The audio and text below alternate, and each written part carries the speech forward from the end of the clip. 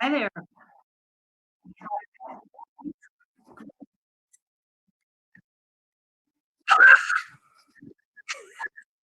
I don't want the big box. Okay, so what I was saying is, so if I run my slides in the background, yeah,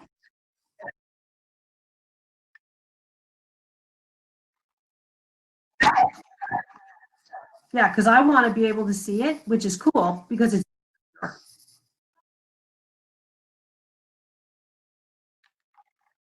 yeah, this is perfect. Yeah. Yeah, perfect. I'm thinking of using this. I think that'll help also. How are you? It's wonderful to see you. Oh my God, I'm in a room that feels like it just is 10 degrees hotter than it used to be because I had um hold on a second, thank you for the drinks. Oh. Um, no, while I was gone, I was away, and a landscaper came and cut down a 15-year-old tree. And so all the shade that I had was like completely now blocked. It's just terrible. No, he was supposed, no, I wanted, it was, the roots were uprooting the foundation of the walkway, but I said to him, I need an estimate. He never sent an estimate. I was in San Diego. My neighbor goes, do you have a landscaper over? And I was like, no, not cool. Not cool. Yeah, so now this room is like 10 degrees hotter. Yeah.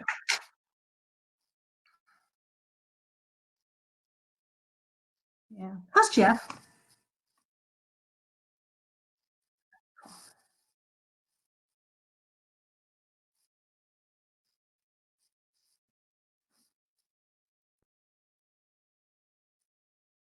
Yeah, how could he get it? Or maybe just getting sick?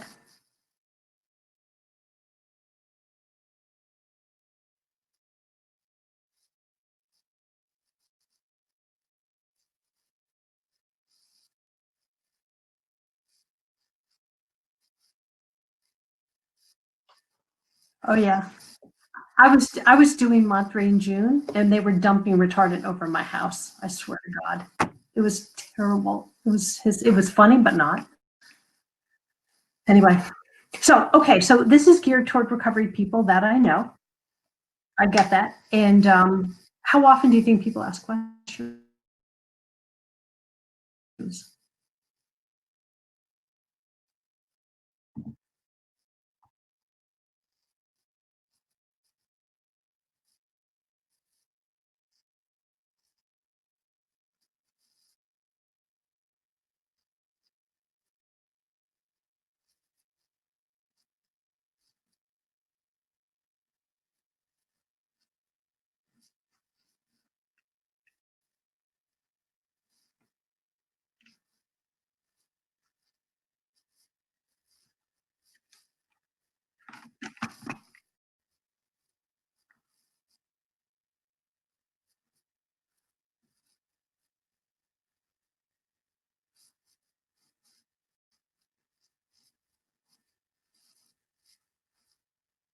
Are you talking just to me or to everybody?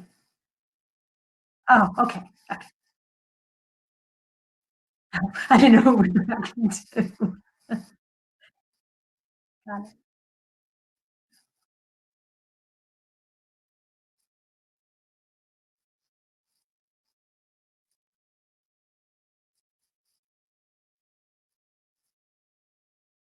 Mm.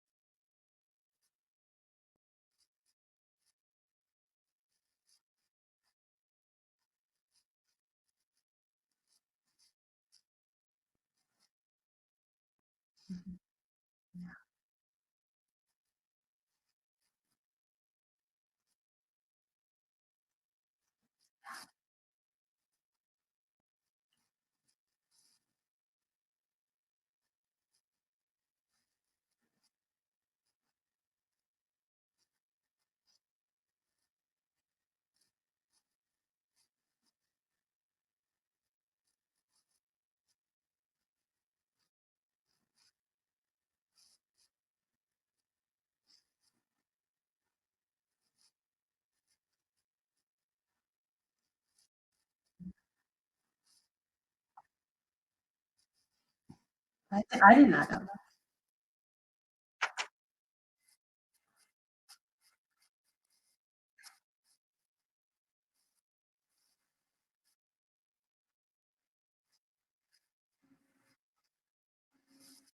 Why? I know we're about to get into my presentation, but why?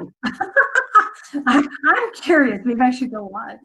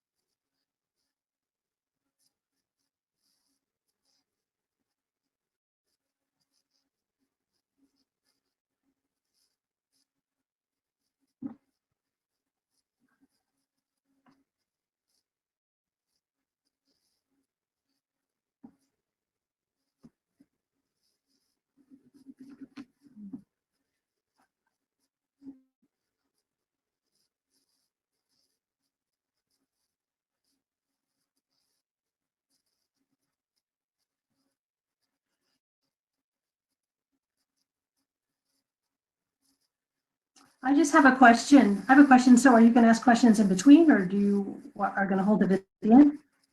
Okay.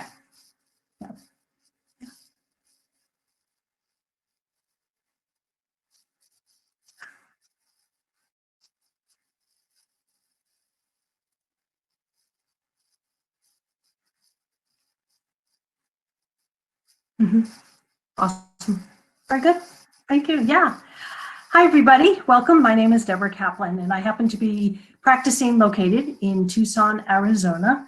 I work actually around the world because I work in workshops and intensives. And I just want to get a sound check. How's the sound before I'm told halfway through that nobody can hear me? So that's great. Thank you. And I work with intensives. I work in workshops, but therapy-wise, I only conduct therapy in Arizona. That's where I'm licensed. And many years ago, when I got into recovery in 2000, I'm in recovery for sex and love addiction for 20 plus years now, February 16th, actually. And I come by working in the addiction field, both on both sides of the therapeutic equation, as a person in recovery and as a recovered professional. What I began to notice many, many years ago when I was working in therapy with clients is the aspect of how sexual compulsivity and addiction was very prominent in a lot of the clients and pornography and in coupleships and betrayal. And that began my looking into additional training, arrogantly, like I'm an addict in recovery. So I said, I don't need it. And I remember the day I met Tammy, and I remember saying, what is this training that there is? And from a very arrogant, but nonetheless, an awareness to look at my own stuff, I began to think, maybe just because I is an addict isn't enough to get me through working with couples and individuals and so forth. So I did. I went and got additional training on top of all the training that I come by as a licensed therapist. And through the years, I've worked with many couples, individuals, and groups in sexual betrayal as addicts in recovery, working through the program, helping them, not being their sponsor, but helping them look and tie recovery together with 12 steps and learning that intimacy is not intensity, because addicts love intensity, right? I'm an adrenaline junkie. For many years, I worked on Wall Street, and I love that intensity. And I had to learn through recovery, through my own work, and through just life, that connecting with people isn't always a very intense experience, but it can be a very intensely intimate experience. In 2013, I wrote my first book called For Love and Money, exploring, and it was really basically about working with couples and sex addiction, exploring sexual and financial betrayal and relationship. And the reason I wrote that book is because my years on Wall Street in working in the financial sector really introduced me to how money isn't just something we all use in our life, but money can be a source of betrayal and rage. And couples and individuals started showing up with, not only was there sexual betrayal in the relationship or sexual betrayal in their life, but it was also about using money as a form of power. And that brought me through the years to write For Love and Money. The Me Too movement came about, and more couples came into my practice. And what I began to realize is, really long after there might be sexual betrayal, couples work through it, and many, many couples are successful in working through that, both through 12-step and through therapy. And they're able to build and galvanize a healthier, stronger relationship together, past the betrayal and now into what is a new normal. The old relationship is dead, that is gone, but they learn how to form and bond around a new relationship. And I began to hear stories about exploitation in relationship, not through the lens of addiction and not through the lens of sexual betrayal, but through the lens of financial betrayal. And that got me thinking, well, if sexual betrayal is so prevalent in relationships where there is addiction present, what about the hundreds of thousands of relationships where there's not addiction per se, but there's compulsive behaviors and there's exploitation? So I began to work on my next book, and that book was just released, and that is called Battle of the Titans: Mastering the Forces of Sex, Money, and Power in Relationships. And I came to write that book because what I wanted to look at is how sexual betrayal is a very profound wound and trauma in a relationship, and perhaps can be a fatal mortal blow to the relationship, but how money actually impairs many relationships because it's a mistress unto itself. From Battle of the Titans, one of the quotes that I really enjoy and want to share with you is, "The meaning of equality looks different for each relationship, but healthy relationships are built on empowered partners, not indifference or avoidance, be it avoidance from sexual intimacy, avoidance from having those tough conversations." And in addiction, we know that addiction impairs connection with others, to ourself and another, between ourself and a higher power, and to source, which is innervating, which is where we really build and grow. It's our creative source. So if addiction can impair connection with another, we also know it creates a false sense of power. And power factors very largely in 12-step language. Clearly, it's step one. Came to believe that I'm powerless over alcohol or my addiction, and that my life has become unmanageable. But that sense of power, which is powerlessness, because we give our power away to something, a person, a place, or a thing, to someone else, I began to realize and think in terms of what happens in relationships if we give our power over to a person and allow the exploitation. My mom, who I interviewed for the book, because part of this is a little bit about my story in Battle of the Titans, and my mom said, you know, your father could not have controlled me with money if I didn't allow him to. And that was a game changer, really, because what I never understood in their marriage was just how complicit my mother was in her false empowerment, in her powerlessness. She was avoidant, she didn't want to get involved, and my father really had no choice, but given to their natural proclivities, he would have been controlling anyway. So she was a part of this. And that's where I began to look at how betrayal and secrets occur. Because if I turn a blind eye and not want to know what I don't want to know, am I a part of the problem? I might be. And do I have the ability to potentially alter how much control or exploitation I allow to happen? Possibly. In the darkest or the most impaired relationships, that control is happening in plain daylight. And those are very, very, at times, perilous relationships that have nothing to do with someone who did not see it coming. There are true victims in control and exploitation. And financial control and exploitation can be one of the strongest ways that relationships are perilous. And I say perilous, it sounds a little, I guess, hyperbolic, a little dramatic. But giving up financial control or giving up the desire to want to know something can lead many people into a path of it's too late, too little, too late when they find out. So I want you to as we proceed this afternoon, for many of you, or wherever you are around the world, I want you to think of power. I want you to think of your own sense of power and power in a relationship, and what does power mean to you. Our earliest interactions are, as if you're following along in the slides, one of the slides I have is our earliest interactions are characterized by power. Life is about learning to navigate power. Being aware of power is a first step towards reducing control and exploitation for self and others. Now, this is not as in the first 12 steps. This is about life. We are born, we are powerless without a caregiver to help nurture us and develop us into life. Without a caregiver, we would have no ability to thrive. Yes, we can be, like a plant, we can be watered and fed, but without nurturing, we wither. We need that other person to help reflect who we are back to us. In other words, if I fall and hurt myself, I don't know what hurt means until someone says, oh, you hurt, and they validate that, yes, I have pain.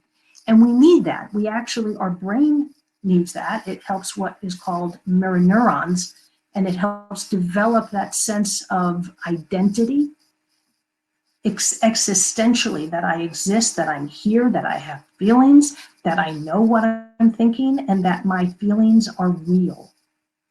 In family systems where there's invalidation, that sense of belief and trust in self gets learned out. Much like we can learn it into development, it gets learned out of development. And we begin to push aside or maybe negate our own feelings and our own reality because someone or something has not either validated it back to us, such as a parent, or a caregiver does not actually help validate that what we are feeling is real. So if I say I'm scared, and my parent or mother or father caregiver may say to me, oh, you have nothing to be scared about. How many times do we hear that in family systems? Well, if we hear it enough, we begin to remind ourselves there is nothing to be scared of.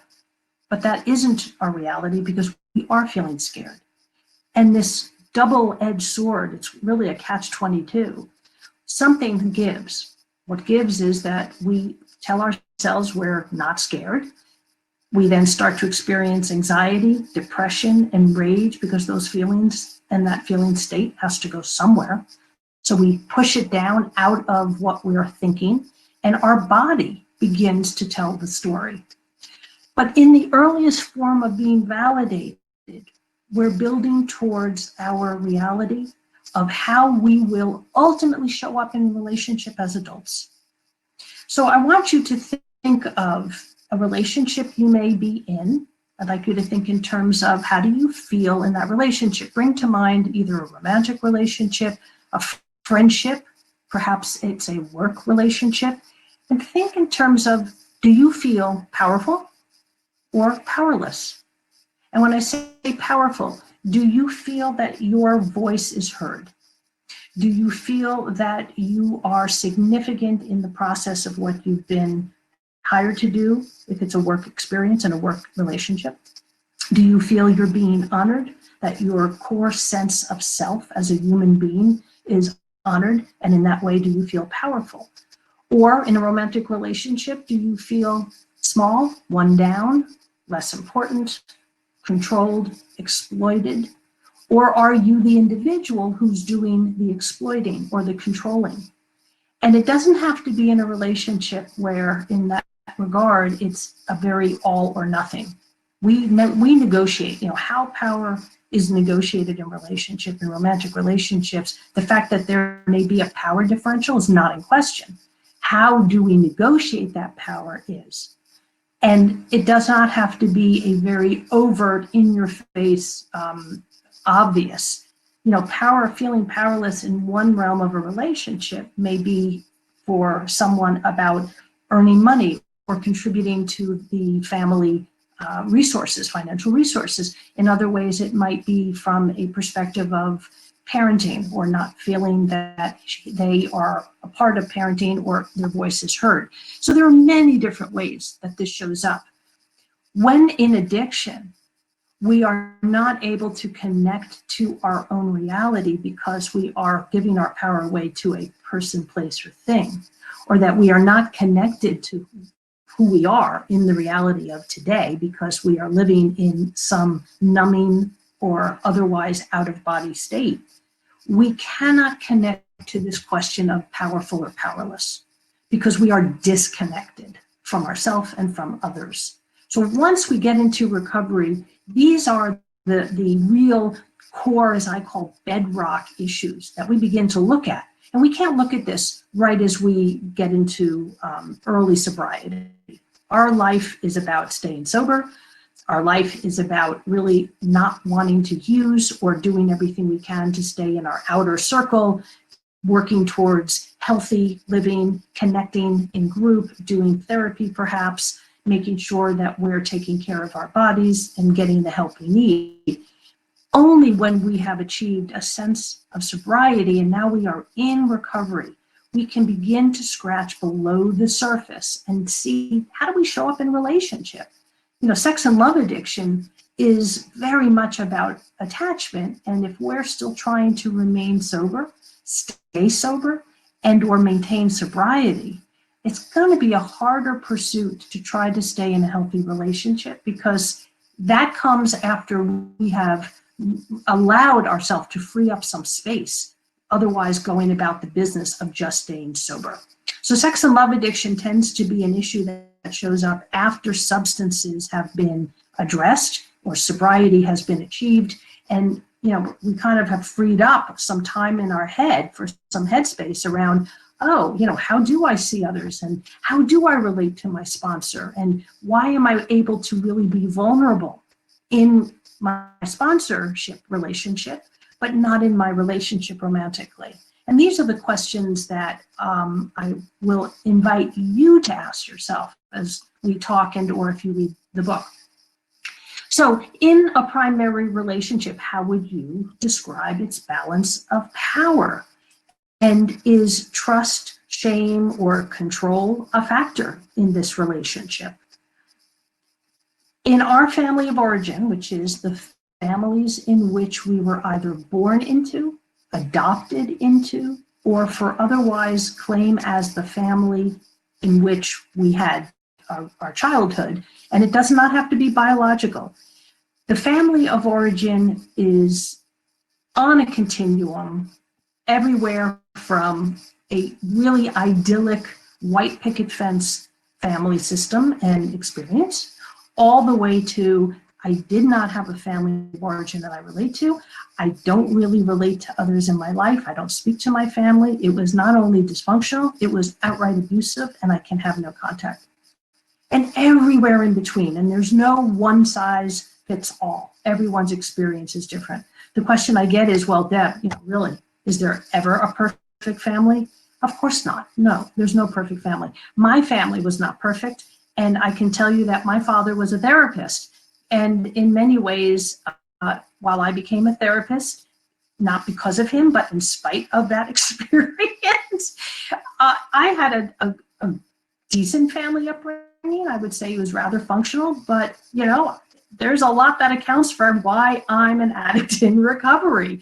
And it may not be the same experience for my other siblings, but it is my experience. So before everyone goes running for the exit saying, oh my God, my family, recognize that it's the long game and it is good enough parenting, be it ourselves as a parent or even our parented, how we were parented.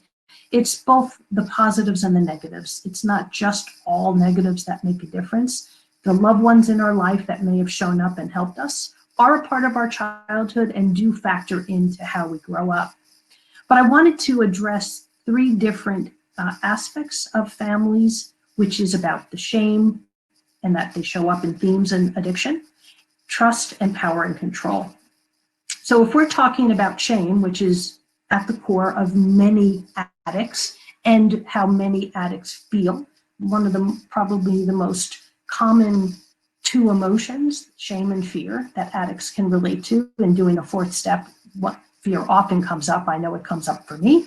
And shame is often addressed in sex addiction, not only culturally, but also because the shame around the attachment issues and how functional or not one is in relationship tends to have a very strong message of defectiveness because I can't bond with you.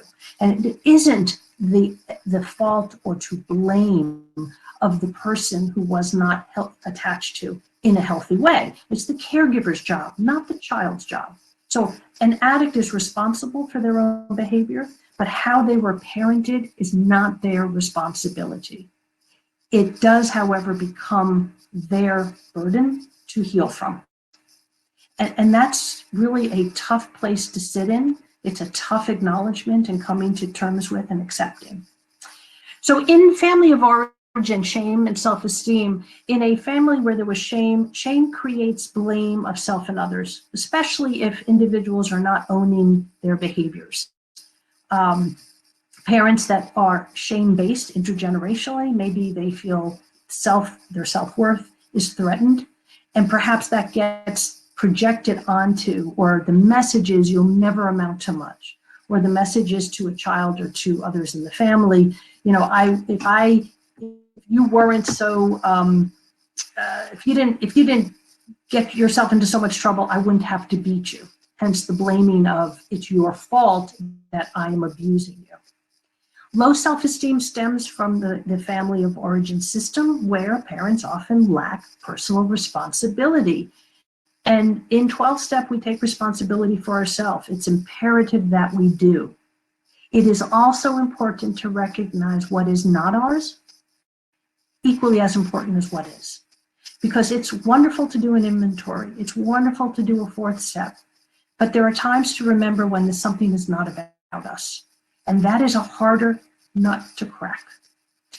In owning shame that is not ours, it's called toxic shame. And it leads to depression, insecurity in relationships, and abuse. So how might that show up in a sexual or financial behavioral way, be it addictive or compulsively? Well, we have sexual and financial boundary failure. If I'm not, if there's sexual abuse in a family and boundaries, which is clearly lack of boundaries, I'm going to perhaps repeat that behavior. But if I'm shame-based and I am not able to contain my behavior or contain my energy, I will be boundaryless. I will also not know how to protect myself, and so others' boundaryless behavior will be of importance for me because I won't know how to protect. And I'm going to put my hands up to the camera. You know, that's protection. That's me saying, here's my boundary. No, I don't want to be touched. But there is a lack of an awareness that I have a right to protect myself. And addiction really does alter that sense of where I begin and or end and where you begin and end, because I'm not really working with the full capacity to either protect or contain myself. There are issues of indulgence and deprivation of self. I may, if I'm shame-based, not really able to do good things for myself. You know, in recovery, we talk often about having fun in recovery. Reclaiming a childhood where we didn't have fun. Having fun in recovery is so important to really feed the soul. And it's the other flip side of the coin that I may go to the other extreme in addiction to indulge myself because one's good, 10's great, 1,000's not enough. 1,000 of anything, $1,000, 1,000 sexual partners, 1,000 hits, whatever it is that the addiction is operating in your life. Shame-based individuals struggle financially about under-earning. I don't have a right to a really decent job, or this job may be below what I'm capable of doing, but hey, you know, like who else would have me? And that does factor very strongly into the messages of who else would have me in a romantic relationship. So there's abuse in a relationship, domestic violence. So, well, you know what, at least it's not what my mom and dad had, or my father and mother, or it's not what I saw my sister go through. I'm not getting hit, I'm not getting sexually abused, so at least it's better than my family. But the awareness of under-earning or not being good enough, and this is as good as it will get, the it being a relationship, the it being a job, the it being financial earning, is an important factor to look at, but often goes missed because we're so busy just trying to make a living, put money and put food on the table, and hold a job at times. In recovery, we have to also clean up the mess of the past, and we may not have valued ourselves sexually, and we may not have valued ourselves financially. We may have not really even held a job because we chose not to show up or couldn't show up.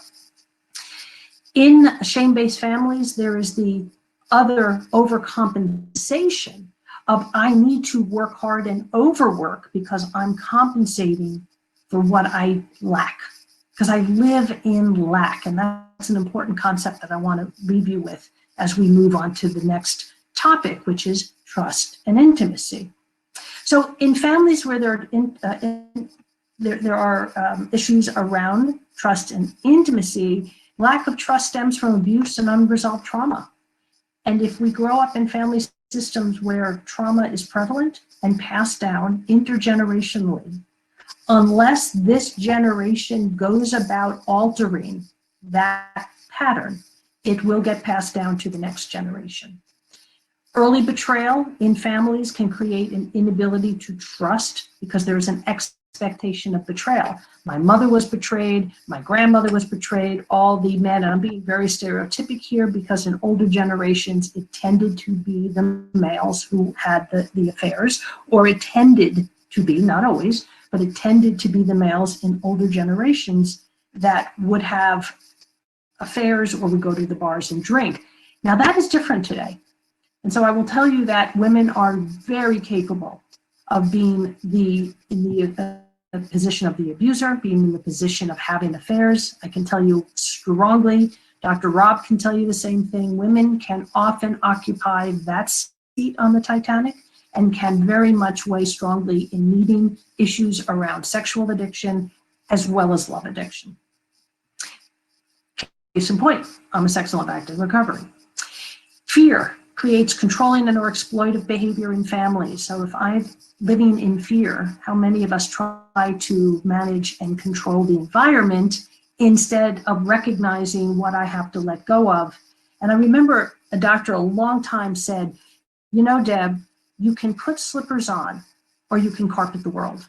And I didn't quite understand what he meant, but what that means is I can wear slippers and then not worry about what I step on anywhere else. Or I can try to control the environment and not protect myself, but control everything else around me.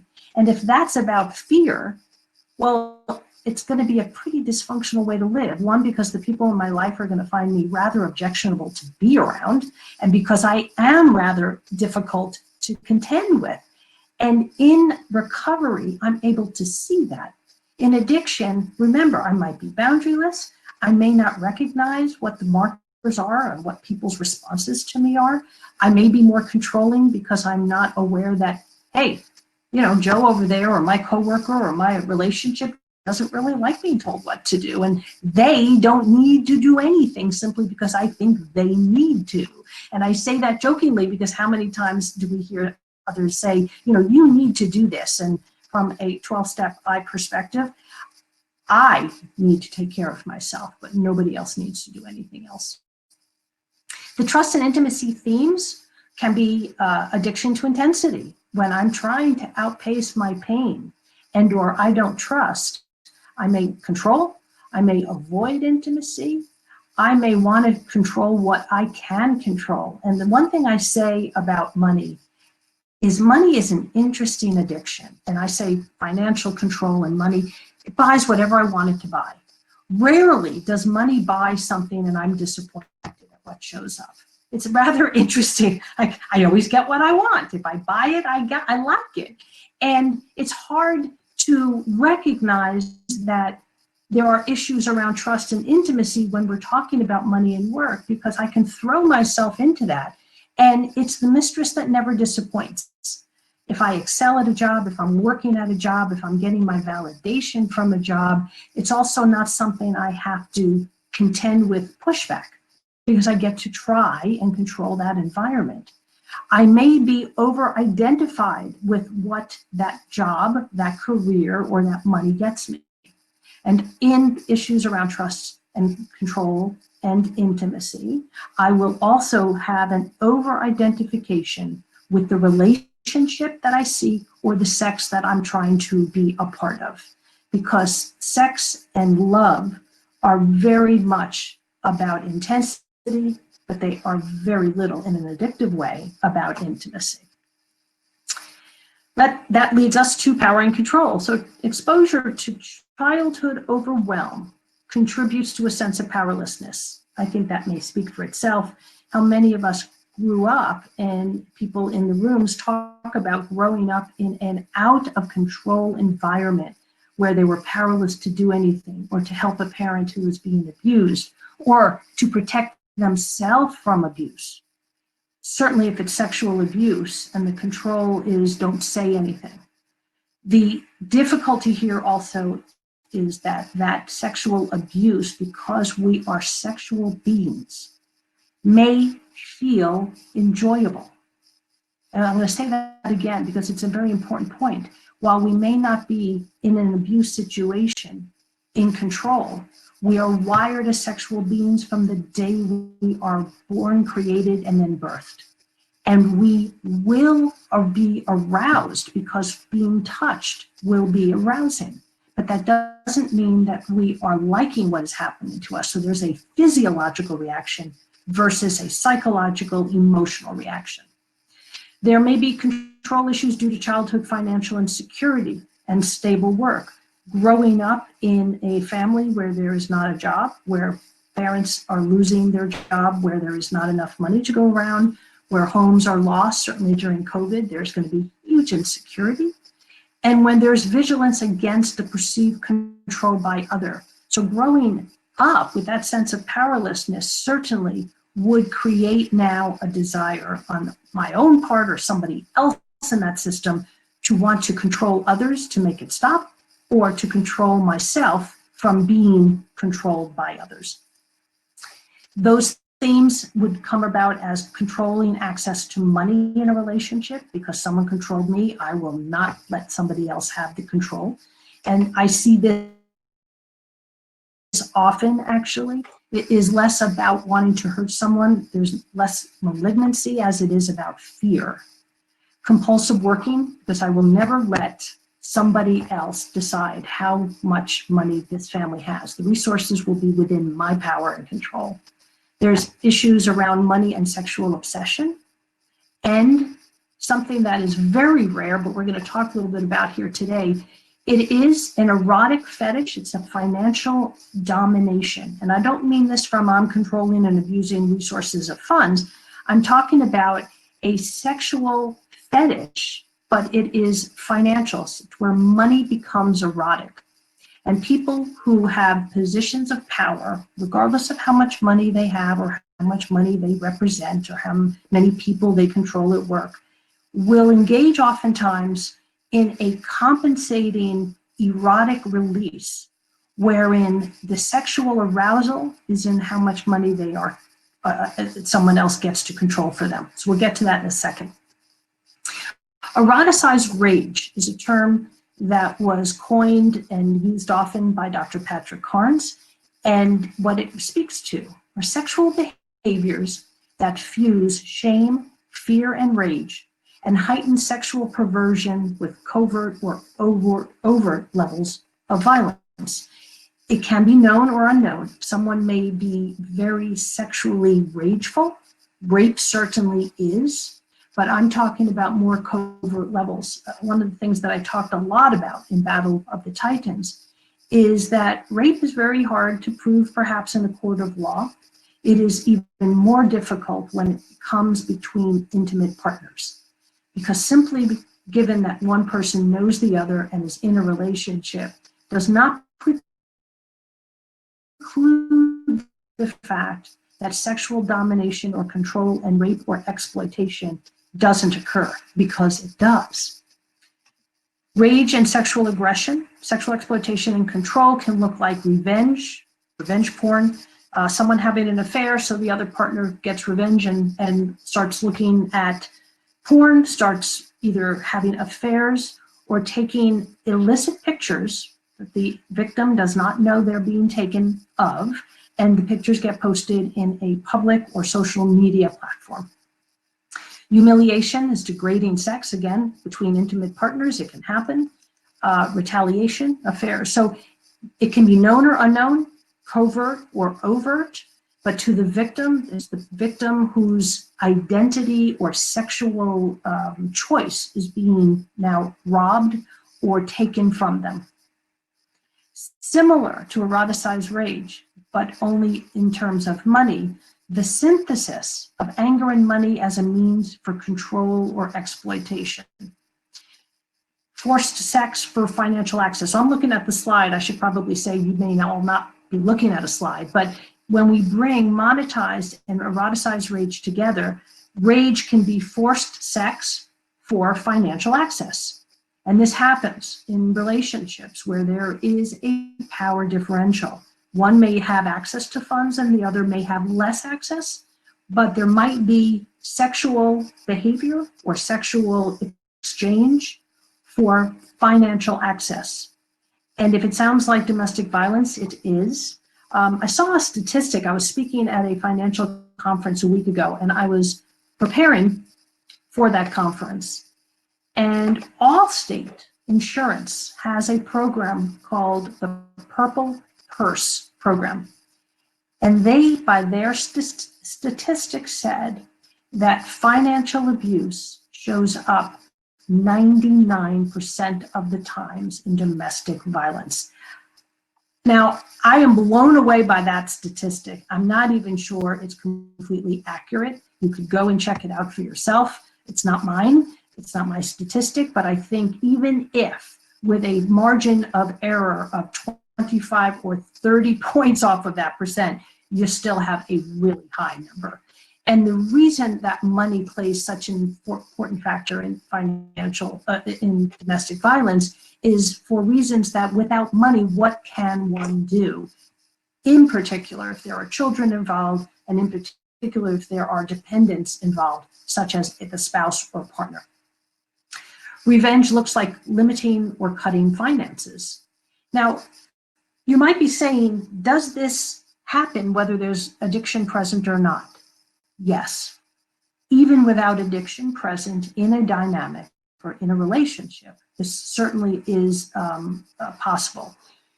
Might it be worse if there is addiction? And I say, yes, it might be worse if there's alcohol or some other impairment to containment of self and boundaries.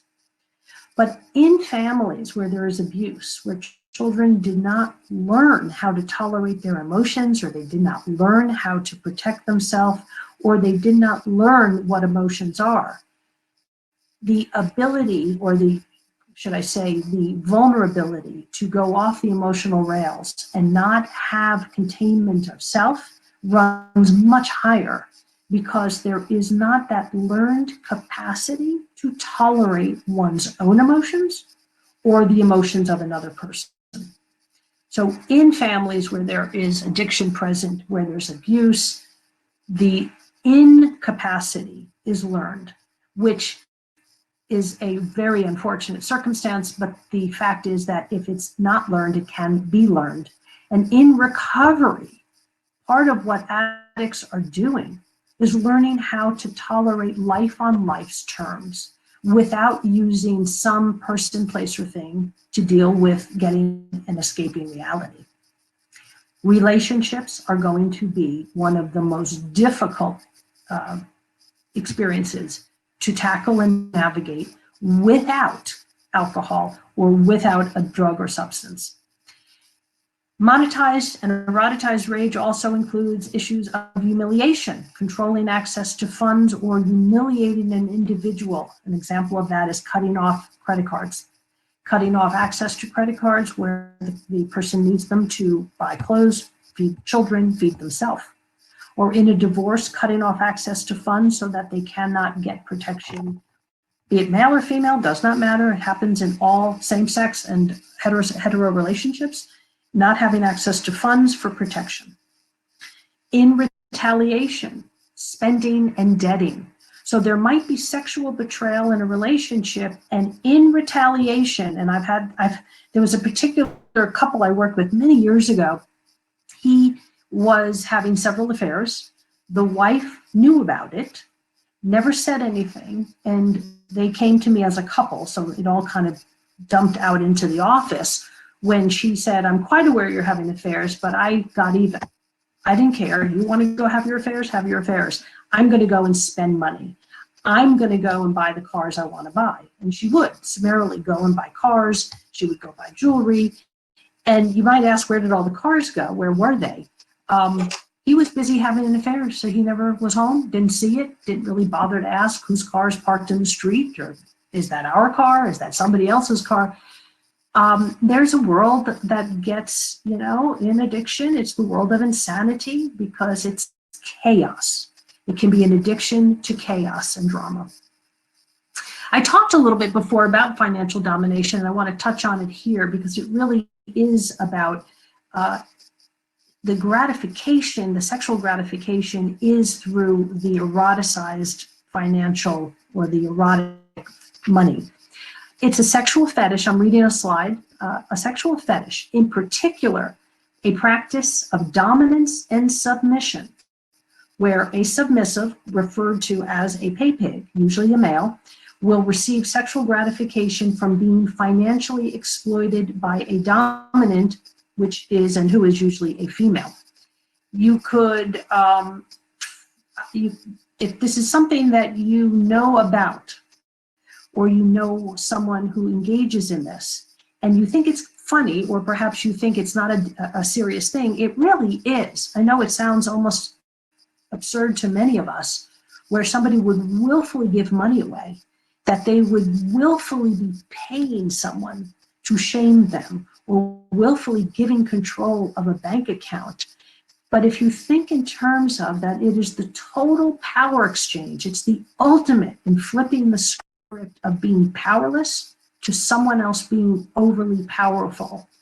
And it might very well be about a trauma reenactment. It isn't a dynamic you hear much about. In fact, many of you might be cringing, laughing, and looking it up right now. Is this really a thing? It's really a thing. It isn't a common, it's a fetish. It's referred to as part of it's a kink, if you will. And like anything else, without imminent risk to self or another, and if there are no victims involved, I would say, someone could say, is it harmful? I guess eventually someone's going to run out of money. Eventually they're going to have negative consequences. They're going to have extended consequences that ultimately will bring them to a bottom. But I wanted to mention this because it's the ultimate playing out of what happens when there is money that becomes erotic. So what to do about all this? I've skipped ahead in the slides if any of you are looking. I certainly recommend individual therapy. As a therapist, I can tell you that therapy helps get underneath some of the current behaviors. Coaching is very helpful. Coaching, however, does not get underneath why we do what we do at times and where the derivation of what we do. Coaching deals with what's just happening in the here and now and modification of behavior, which is important and might just be what one needs along with therapy. Couples therapy if one's in a relationship. Group therapy, hey, in between our sessions today during the summit, we have meetings, 12-step meetings, faith-based affiliations, if this is something that somebody really would benefit from. And of course, what 12-step fellowships? We have AA, we have Sex Addicts Anonymous, Workaholics Anonymous, because people who are addicted to work or maybe even the thrill of just being busy will be able to work through some of those issues in a 12-step fashion through WA, Workaholics Anonymous. Spenders Anonymous, if money and spending is an issue. Debtors Anonymous, a phenomenal program, Debtors Anonymous, because it really deals with issues of insufficiency of self, loss of dreams, and lack of belief in one's core esteem. And then Under Earners Anonymous, which is also about deprivation and a loss of believing that one's good enoughness matters. For partners, ACOA, Adult Children of Alcoholics, or ACA, Al-Anon, COSA. COSA is referred to the co-sex addict. It's an unfortunate name because not every every partner who's in relationship with a sex addict is related in that addiction. In fact, rarely. I would say POSA, Partners of Sex Addicts, is probably a much more respectful label if one wanted to give a 12-step, but it's listed as COSA. Codependents Anonymous, SL, Sex and Love Addicts Anonymous, SLAA, and then RCA, Recovering Couples Anonymous. And with that, I think we've come to about 40 minutes of time. And are there any questions? Yeah.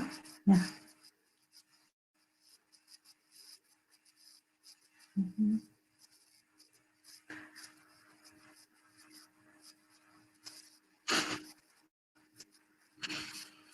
Yeah.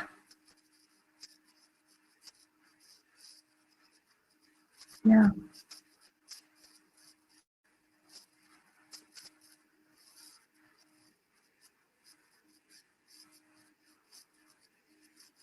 Mm-hmm.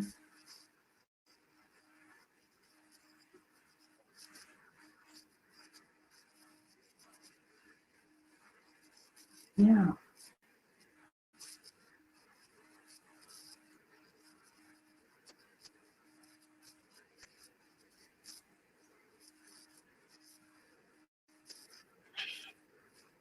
It's so true, Tammy. And I, using that metaphor, I may have tried to carpet the world. And yet, because the world may not believe I'm the most important person in it, even though I may think I am. And that's where recovery is learning to let go of outcome. It's the serenity prayer. It's letting go and knowing what is within my control and knowing the difference of what is not in my control. And it's very important for me to learn acceptance and containment of self, because I may think I'm really special.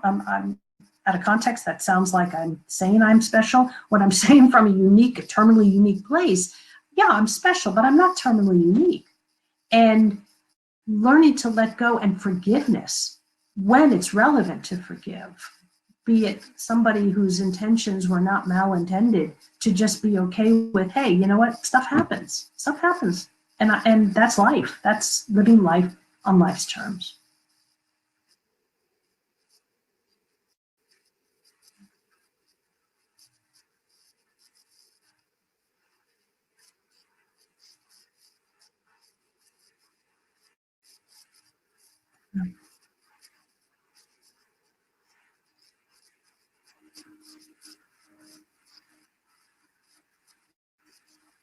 Yeah.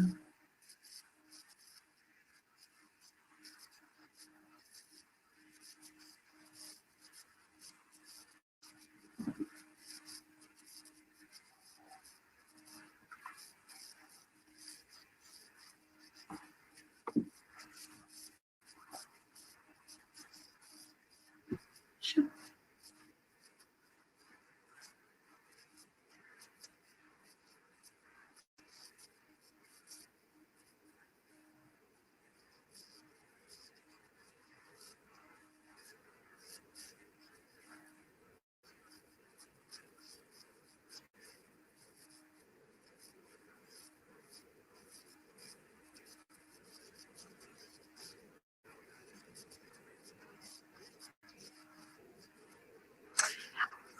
No, I got it all, and there's a couple of things I'll take from that. There are, here I am speaking to 100 plus, almost 180 people, and how many people will ultimately view this presentation? And I have shared I'm in recovery because that was my choice and because that is my information to share. But had I chosen not to share that, even in a public venue, and somebody said, hey, Deb, I heard you're in recovery, and broken my anonymity, that was not my decision. So there's a difference in this case for the question and for the person who asked the question, what is secret and what's private? There are reasons that I may choose not to share my recovery in this as an example, because it's not relevant, does not serve a purpose, it does not further someone else's benefit, but there may be times it does. And so how I choose to share that information, whether it's secret or whether it's private. In a marriage or in a relationship, there are reasons why people choose not to share information. Sexual abuse that is just too untenable for one partner to deal with. And in the Me Too movement that started coming forward, actually, it's ironic because one of the reasons I wrote Battle of the Titans, couple after couple and individual after individual came in after reading the headlines saying, I never talked about this. I was sexually abused. And it came from a boss. It came from a job I was at. I was cornered. I was on a work site, whatever. And they never shared that, not even with their partner. It was not because I choose to withhold this and my partner will never know. They themselves had to bury it way too deep. And, without knowing specifics, I would say that people don't share information all the time. My mother never shared half of what she bought, stuffed it in every corner of the house and every closet. Was that dysfunctional? Sure. Was it a deal breaker in the marriage? No. So what information is not being shared and why it's not being shared is a really important motivation.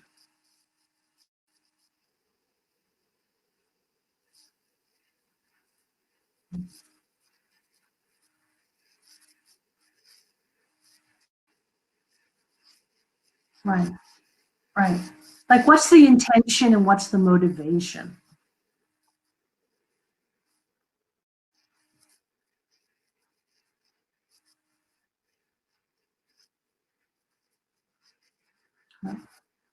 Right. But this is different from me saying, oh, you know what? Yeah, it probably is not important that I share that I stole or chose to borrow $2,500 or $5,000 from our mutual bank account because I don't think it would help you to know this. And that's a very different, I would say, hack of what intention and motivation is. So again, it's very context specific.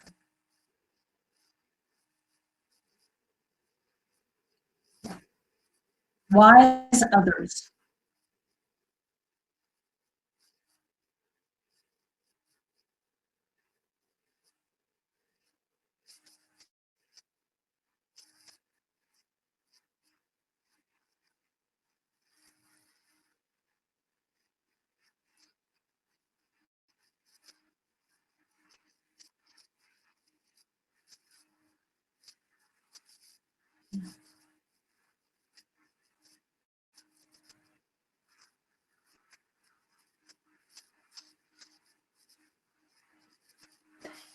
I would say that's a very good question, because if it's really impairing, blocking intimacy, keeping two people from really knowing each other, or the person whose abuse is the person who's struggling with the abuse, if they are unable to share sexually or affectionately with their partner, and in any way keeps them separate, disconnected, behind a wall of secrecy and shame or fear, then yeah, I would say it's a secret. But and again, the adage, we're as sick as our secrets. Um, Different people, and I literally wrote that as a line in the book, different people have different reasons for sharing or not sharing in relationship.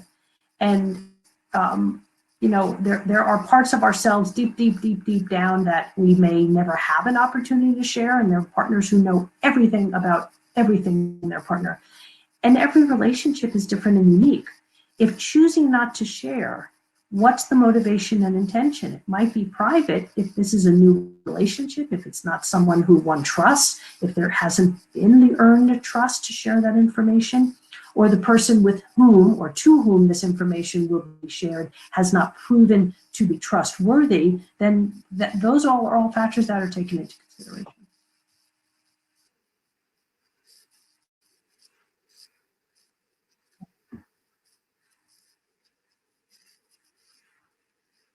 Right.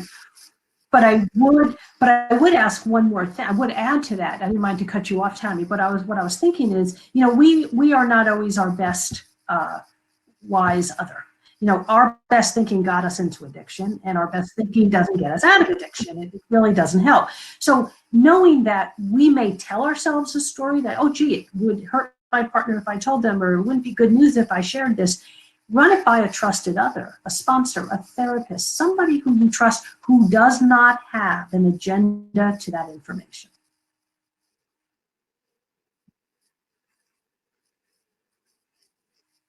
Well, these issues probably start at the point of time of wounding, and when little children grow up as vulnerable and start thinking and feeling and believing, because of evidence and experience, that their family of origin, that the world around them is unsafe, and that they are unsafe in it. And that's where we begin to form what's called our inauthentic self, the self that is not known to others, that we keep hidden for ourselves behind a veneer or behind some form of, and I did this intentionally in front of the mirror, in front of the camera, because it keeps us separate. And it's not because it may not be because we don't want others to know us. It may be we are afraid for others to know us. So it is a building of a snowball.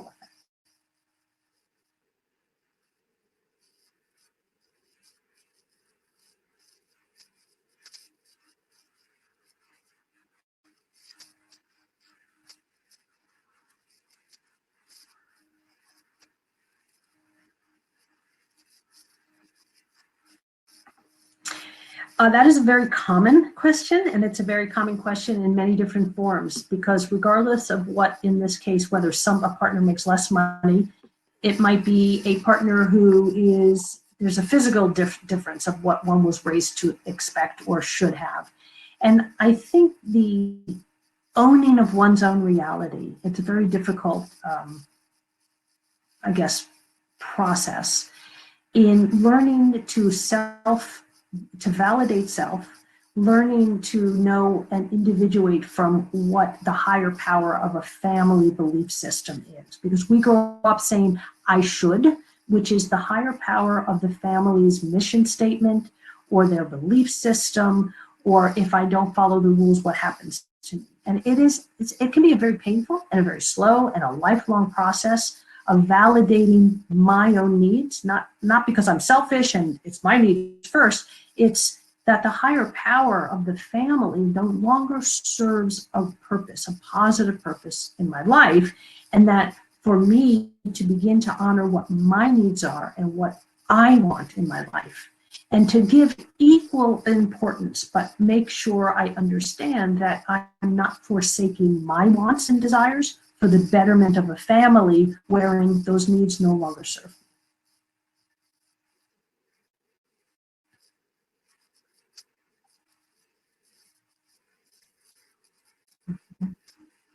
Yeah. You are welcome. You're welcome.